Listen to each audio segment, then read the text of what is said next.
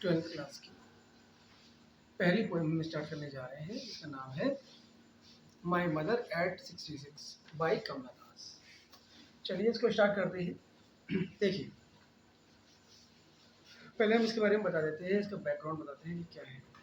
The poem has been written in lyrical idioms and bring out the complexity of human relations। ये कविता जो है वो एक गीतात्मक मुहावरे के रूप में लिखी गई है तथा मानवीय संबंधों की जटिलता को दर्शाती है कि मानवों के बीच में क्या संबंध है। The central idea of the poem is design, which is the eternal law of nature। कविता का केंद्रीय जो भाव है वो आयु वृद्धि है, जो प्रकृति का शाश्वत नियम है। यहाँ पर कविता जो कहती है, the poetess says had gone to meet her mother, whose pale face made her realize that her mother is getting old। कवित्री अपनी माँ से मिलने गई हुई थी, जिनका पीला चेहरा देखकर उन्हें यह आभास हुआ कि उनकी माँ अत्यंत वृद्ध हो गई है, बहुत बूढ़ी हो गई है। The poet's becomes really upset. Poet's ये देख करके बहुत ज़्यादा अपसेट हो जाती है, परेशान हो जाती है, क्योंकि उसकी मम्मी की जो आयु थी वो बहुत तेज़ी से बढ़ रही थी। The poetess also mentions the close relationship which a mother and daughter share. Poetess यहाँ पे शो करती है कि जो रिश्ता है उसके बीच में, माँ और बेटी के बीच में, वो बहुत ज़्यादा है। While going away from her mother, who has grown old, Odysseus gets deeply sadness। कवित्री अपनी माँ जो बूढ़ी हो चुकी है से दूर जाते समय अत्यधिक दुखी है, बहुत ज़्यादा परेशान है। अब थोड़ा सा इसके बारे में और हम बताते हैं कि आखिर इसमें है क्या। देखिए, पहला जो स्टैंजा है वो स्टार्ट करते हैं, driving from my parents home to Cochin last Friday morning, I saw my mother beside me, doors open mouthed, her face ashen like that of a crow। तो पोएटिस क्या कहना चाह रही है? पोएटिस कहना चाह रही है in this given lines, the poetess is driving to airport from her parents' house। इसमें क्या है कि जो कवित्री है वो अपने माता पिता के घर से हवाई अड्डे की ओर जा रही है। मतलब कहाँ जा रही है वो? अपने माँ बाप के घर से, मेरी मम्मी के घर से एयरपोर्ट के जा रही है और कोचीन के जा रही है। उस टाइम उन्होंने एक कार ली थी, वो कार के द्वारा वो एयरपोर्ट के लिए निकल रहे हैं। पास में उसकी मम्मी बैठी हुई है पोएटिस की। सब लोग जा रहे हैं, तभी उसकी नज़र, पोएटिस की नज़र उसकी माँ पर पड़ती है। वो कहती है, she looks at her mother and realizes that because of old age। जब वो उसे अपनी माँ की तरफ देखती है तो उसे एहसास हो जाता है कि उसकी माँ जो है वो बूढ़ी हो गई है। Her mother face has lost all glow and looks like the face of a dead body। जब वो देखती है अपनी माँ का चेहरा तो उसे पता चलता है कि उसकी माँ की जो चेहरे की खूबसूरती है वो चली गई है और ऐसे लग रही है जैसे कि सूखी हो वैसे। I saw my mother beside me, just her open mouthed, her face as like that of a corpse।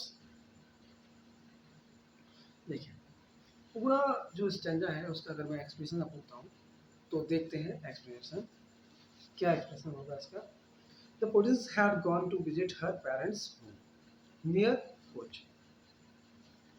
कवित्री Cochin के समीप स्थित अपने माता पिता के घर उनसे मिलने गई हुई थी। On Friday morning, she was returning। अब वो मिलने गई हुई थी, उसके बाद वो अपने घर वापस आ रही है। On her way to the airport, she noticed her mother sleeping beside her in the car। जब वो कार के माध्यम से, कार के द्वारा जा रही होती है एयरपोर्ट के लिए, कोचीन एयरपोर्ट के लिए, तो मम्मी उनको छोड़ने जाती हैं एयरपोर्ट तक, लेकिन कार में जाते समय उनकी मम्मी सो जाती है और सोते समय उनको थोड़ा सा मुँह ऐसे करके खुल जाता है। तब कमला दास जो है वो अपनी माँ का चेहरा देखती है। मतलब थोड़ा सा ओपन मुंह था और चेहरे पे झुर्रियाँ पड़ी थी और वो बहुत ज़्यादा बुरी लग रही थी। तो ये बात वो नोटिस करती हैं। हर mouth was open, her face was pale and lifeless. उनका चेहरा पीला था, लाइफलेस था, just like a dead body. ऐसा लग रहा था जैसे कि dead body. It perhaps explains the pain she felt because of separation from her daughter. ये सब देखकर उसकी जो बेटी थी, मतलब कमला दास थी, वो दुखी हो गई, परेशान हो गई। क्या अभी हम मीनिंग्स देख लेंगे। सेकेंड स्टैंडर्ड देखते हैं। And realized with pain that she was as old as she looked, but soon put that thought away and looked out at young. Three sprintings, the merry children, spilling out of their homes. यहाँ पे कुछ meanings लिख लीजिए आप। Realise कहते हैं महसूस होना। लुक्ड आउट, बाहर की तरफ देखते हैं। जब आप कार से जाते हो तो खिड़की से देख रहे हो तो बाहर के लिए। स्प्रिंटिंग, दौड़ना। मैरी, मैरी का मतलब है यहाँ पे प्रश्न। स्पिलिंग्स आउट, बाहर निकालना। चलिए इसका मतलब अर्थ देखते हैं क्या कहना चाह रही है। देखिए, in this lines the poetess realises, poet को ये एहसास हो गया था और इस फैक्ट से वो अनबिग हो गई थी, मतलब जानकर हो गई थी दैट कि her mother is to and may die soon. मतलब उसकी माँ है वो बूढ़ी हो चुकी है और जल्दी ही वो संसार को छोड़ने वाली है। इस बात को सोचकर वो बहुत ज़्यादा अपसेट हो जाती है। She tries to divert her attention for this thought by looking outside the car where the tree and young children remind her of her mother's foot. जब वो इस बात को सोच लेती है कि उसकी माँ अब कुछ ही समय की मेहमान है और परेशान हो जाती है, तब वो अपने माइंड को डाइवर्ट करना चाहती है। डाइवर्ट करने के लिए वो क्या करती है, कार से बाहर देखने लगती है, प्रकृति को देखने लगती है। लेकिन फिर भी उसके दिमाग में वही रहता है कि हाँ, उसकी माँ जो है अब अधिक समय तक जीवित नहीं रहेंगी। अगला स्टेंजा देखते हैं। But after the airport's security check, standing a few yards away, I looked again at her, van pale as a late winter's moon.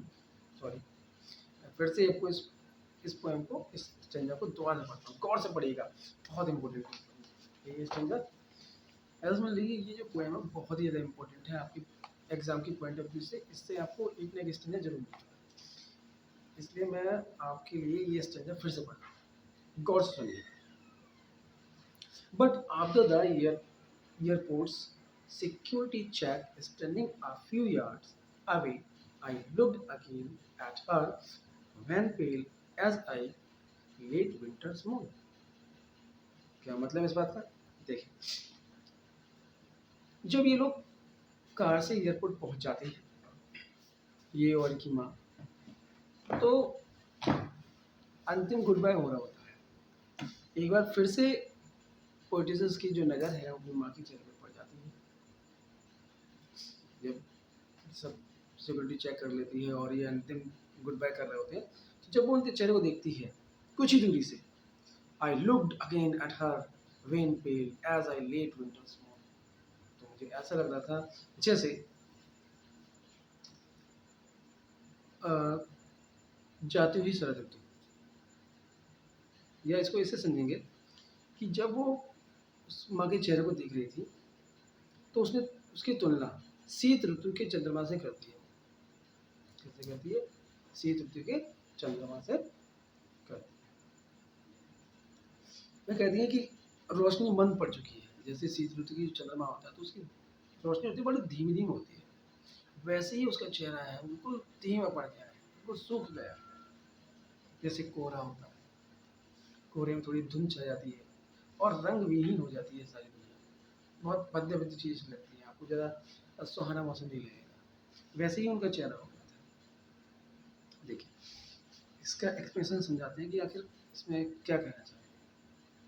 The young children and trees were able to divert her thoughts away. वो जब अपने mind को divert करने के लिए बाहर देखती है, बच्चों को देखती है, बच्चे खेल रहे हैं वहाँ पर, पेड़ हैं, पौधे हैं, सबको दिख रही है। बट लेकिन आफ्टर रीचिंग द एयरपोर्ट, जैसे ही वो एयरपोर्ट पे पहुंच जाती है and passing through security check, और जब उनको सिक्योरिटी भी चेक कर लेती है, the poetess again look at her mother. Poetess दोबारा से अपनी माँ के चेहरे को देखती है, who was standing a few yards away from her, जो कि कुछ ही दूरी पर अपनी माँ से खड़ी थी। हर मदर लुक्ड लाइफलेस, उसकी माँ बिल्कुल बेजान दिख रही थी, and dull like a late winter snow, ऐसी लग रही थी जैसे मानो जो जाता हुआ सर्द ऋतु है, which cannot be seen clearly because of mist and fog। जैसे धुंध एवं कोहरे के कारण स्पष्टता से कोई चीज नहीं देखी जा सकती, जैसे फॉग हो जाता है और कोई भी चीज आपको क्लियरली दिखाई नहीं देती है, वैसे ही उनका चेहरा दिखाई दे रहा था। देखिए आगे स्टैंडर्ड लास्ट स्टैंडर्ड है, देखते हैं। In this concluding stanza poetess says, poetess जो है वो कहती है कि देखिए, पढ़ते हैं फिर से, स्टैंजा पढ़ते हैं आपके लिए। And fail that old familiar etch my childhood's fears, but all I said was, see you soon, Amma. All I did was smile and smile and smile। क्या बात है, मतलब समझाते हैं आपको। इन द गिवन लाइन्स, ये जो lines है जो दी गई है, the childhood fear of the poet's of losing her mother rises again, but she keeps smiling to assure herself and her mother that they will meet again soon। अपनी माँ को खो देने का कवित्री का बचपन का भय पुनः जागृत हो जाता है। जब ये बचपन में थी तो इनको ऐसा लगा कि कुछ ही समय बाद ये अपनी माँ को खो देंगे, लेकिन जब वो उस दिन देखती है अपनी माँ को, तो इनको जो पहले जो फील हुआ था वो आज ही फील हुआ कि अब वो अपनी माँ से बहुत जल्दी पिछड़ जाएंगी और दोनों ही दोबारा कभी नहीं मिल पाएंगे। लेकिन वह अपनी माँ और स्वयं को यह आश्वासन देने के लिए मुस्कुराती रहती है कि वो शीघ्र ही, मतलब फिर से, दे मीट वंस अगेन, वो दोबारा से एक दूसरे से मिलेंगे। Familiar as my childhood fear, but all I said was see you soon। लेकिन मैंने उससे कहा see you soon, हम जल्दी ही मिलेंगे अम्मा। and I did was smile and smile and smile। मैं ये कह के उनसे स्माइल करती रही, स्माइल। देखें इसका एक्सप्लेनेशंस क्या होगा। once again, एक बार फिर से, she was pained to see her mother in the condition। एक बार फिर से वो अपनी माँ को देखती है और उनकी कंडीशन पर दुखी होती है। as she was going away and leaving her mother, जब वो वहाँ से जा रही होती है, एयरपोर्ट से जा रही होती है और उन्हें छोड़ रही होती है, her old familiar pain, उनका जो बचपन का जो डर था, जो भय था, और फिर से जागृत हो जाता है। her childhood fear मतलब बचपन का डर, that she would lose her mother, उन्हें बचपन में ये लगा था कि वो अपनी माँ को छोड़ देगी। सडनली, अचानक, केम बैक टू हर, वो जो डर है वो उनके दिमाग में फिर से बैठ जाता है। सो इसलिए she tried to hide her emotion, वो कोशिश करती है कि वो अपनी भावनाओं को छुपा ले। किससे? स्माइल से। इसलिए वो स्माइल करती है। She did not want to reveal her feelings to her own mother, वो नहीं चाहती कि उसकी माँ को उसकी फीलिंग्स का पता चले और वो दुखी हो। And bade her farewell with a smile, और वो लगातार स्माइल करती रहती है। She gave hope to her mother and herself by saying that they would meet again and kept on smiling। और वो उनको आश्वस्त करती है कि हम एक बार फिर से